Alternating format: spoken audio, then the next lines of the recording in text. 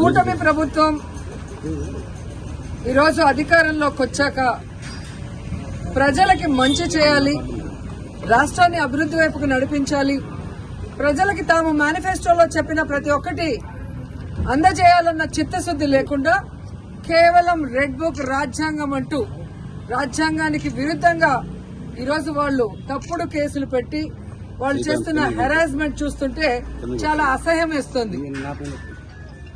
ఈరోజు వైఎస్ఆర్ కాంగ్రెస్ పార్టీ నాయకుల మీద కేసులు పెట్టి వాళ్ళని అరెస్ట్ చేసి కోర్టుకు తీసుకువెళ్లి కోర్టులో బెయిల్ ఇచ్చే లోపల ఇంకో పోలీస్ స్టేషన్ లో ఇంకో కేసు పెట్టి మళ్లీ ఇంకో కోర్టుకు తీసుకెళ్తాం, అక్కడి నుంచి బయటకు వస్తే మళ్లీ ఇంకో కోర్టులో కేసు పెట్టి ఇంకో చోటుకు తీసుకెళ్తాం. ఇది మనం కళ్ళారా పోసాని కృష్ణమురళి కేసులోనే మనం చూస్తున్నాం. అలా చాలా మంది మీద కూడా జరుగుతున్న విషయాన్ని ప్రజలు తెలుసుకోవాలి. ఎందుకంటే సుప్రీంకోర్టు క్లియర్ గా మార్గదర్శకాలు ఇవ్వటం జరిగింది.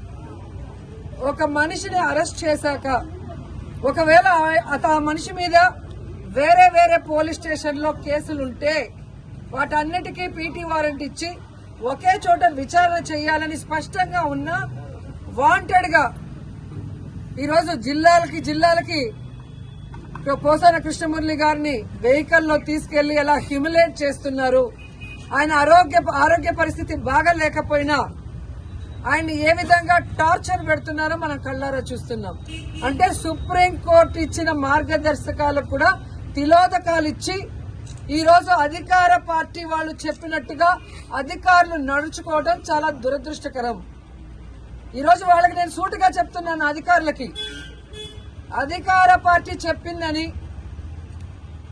మీరు ఈ విధంగా సుప్రీంకోర్టు మార్గదర్శకాలకి తిలోదకాలు ఇస్తే ఈ రోజు మా పార్టీ నాయకులు ఇబ్బందులు పడొచ్చు, కానీ భవిష్యత్తులో రాబోయేది వైఎస్ఆర్ కాంగ్రెస్ పార్టీ.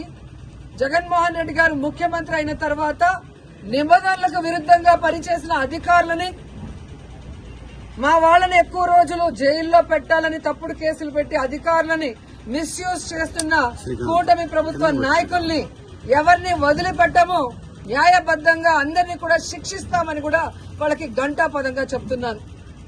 ముఖ్యంగా అధికారులు తెలుసుకోవాల్సిన విషయం, 9 నెలల్లోనే ఈ కూటమి ప్రభుత్వం చేతగాని ప్రభుత్వం, చెత్త ప్రభుత్వం, ప్రజల్ని ముంచే ప్రభుత్వం అని తెలుసుకున్నారు. కాబట్టే ఈరోజు ఉత్తరాంధ్రలో ఉపాధ్యాయులు ఏ విధంగా తెలుగుదేశం పార్టీ సపోర్ట్ చేసిన, కూటమి ప్రభుత్వం సపోర్ట్ చేసిన వ్యక్తిని ఎలా ఓడించారో అర్థమైతే రాబోయే జమిలీ ఎన్నికలైనా సాధారణ ఎన్నికలైనా అధికారంలోకి వచ్చేది వైఎస్ఆర్ కాంగ్రెస్ పార్టీ అనేది తెలుసుకోండి. ఇకనైనా అధికారులు మీరు ఏదైతే న్యాయబద్దంగా చేయాలో అలా చేయాలి, అంతేగాని మీరు మితిమీరిన ఉత్సాహంతో చేస్తే మాత్రం చాలా బాధపడే రోజులు వస్తాయని కూడా తెలియజేసుకుంటున్నాను.